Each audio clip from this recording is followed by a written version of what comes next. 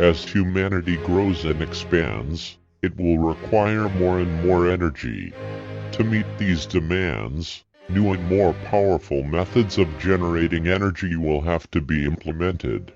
In this video, we will cover some of the advanced methods of power generation that we may see in the future.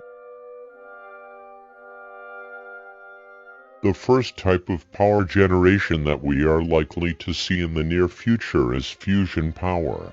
Nuclear fission power is what we currently have and is achieved by splitting atoms apart. Fusion power comes from smashing atoms together. It is the same type of energy that powers the sun, and all stars for that matter. Overall, it would be a cleaner, safer, and more efficient alternative to fission power. Scientists have been working hard over the past few years to create a fusion reactor suitable for power generation. The goal right now is to make a sustainable reactor that produces more energy than it uses. It has been thought that we will see the use of fusion power by the end of the decade.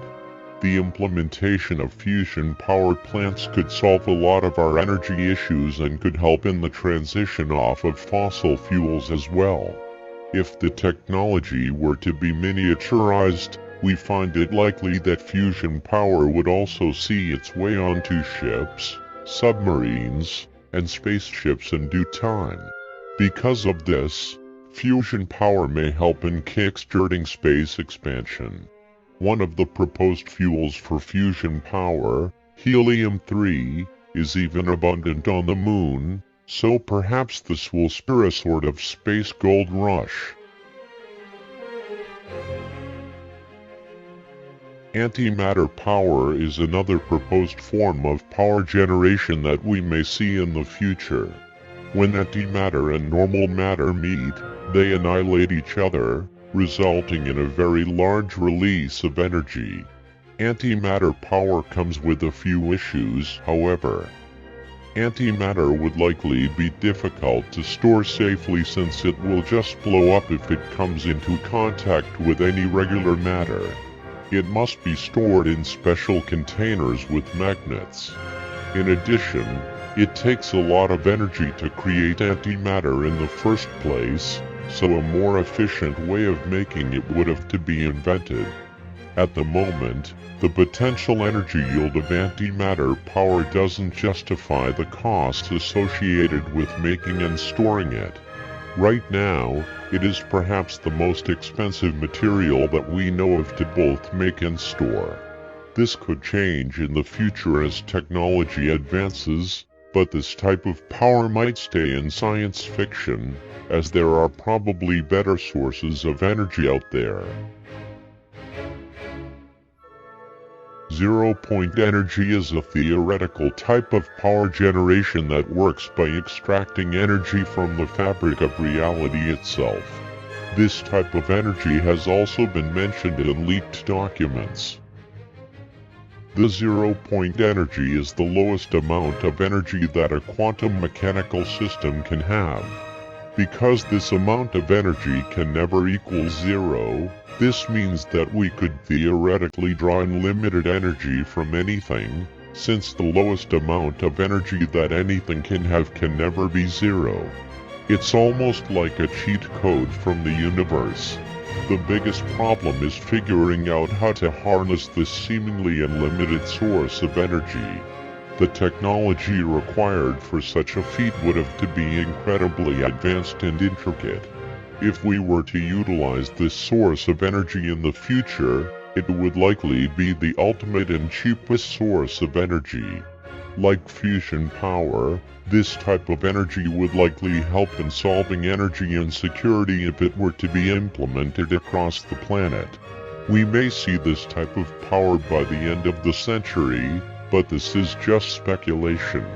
It could come a lot sooner, if we're lucky. Although zero-point energy is likely the ultimate source of power generation, it could have scalability issues. Thus, An advanced civilization may choose to build large structures to fulfill greater energy needs.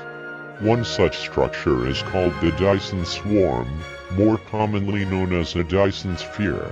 This construction would be made up of many solar panel satellites orbiting a star, in order to capture its energy. The construction of such a wonder would probably take many years and would be a monumental task. The structure could eventually blot out the entire star, or the builders could opt to still let some of the starlight through. A civilization successful in building a complete Dyson Sphere would certainly graduate to Type 2 civilization status on the Kardashev scale if it hadn't already. Another large structure that might be built in space for harnessing energy is the Penrose Sphere. The Penrose process is an interesting, theoretical way of harvesting energy from a special type of rotating black hole. A massive mirror is built around the black hole, and then a laser is shot into its ergosphere. When the energy passes through this outer region of the black hole, it gains energy. It is then reflected around in the mirrors, gaining energy every time it passes through the ergosphere of the black hole. This results in the black hole losing some of its rotational energy. The amplified laser energy can then be harvested for power. It will likely be a very long time before we ever see this technology, as the precision required for such an undertaking is beyond the capabilities of our current tools. It has been suggested that the last civilizations in the universe will reside around these structures, though, as black holes will outlast stars at the end of the universe. It's important to note that technology is changing every day, and scientists will likely find even more ways of creating energy in the future. As we learn more and more about the nature of our reality, we will also uncover more ways to exploit it for energy. Many methods of future power generation probably haven't even been thought about yet. Only time will tell. Thank you for watching. If you're new to the channel, be sure to stick around and subscribe for lots of more content. We'll see you all in the next video.